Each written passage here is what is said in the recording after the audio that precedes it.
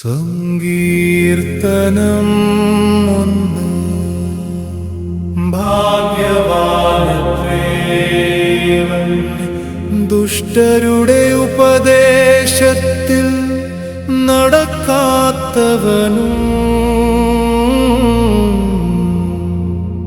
പാപികളുടെ വഴിയിൽ നിൽക്കാത്തവനും പരിഹാസകരുടെ ബീജത്തിൽ ഇരിക്കാത്തവനും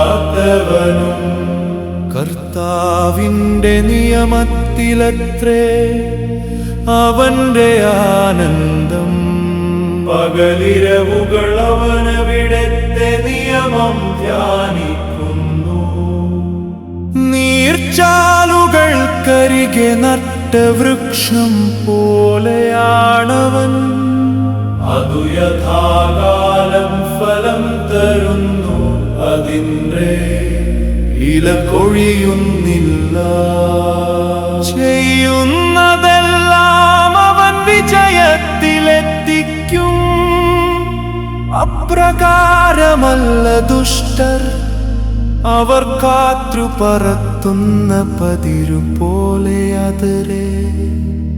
ആകയാൽ ദുഷ്ടർ ന്യായവിധിയിൽ എഴുന്നേൽക്കില്ല. പാപികൾ നീതിമാന്മാരുടെ സമൂഹത്തിലും.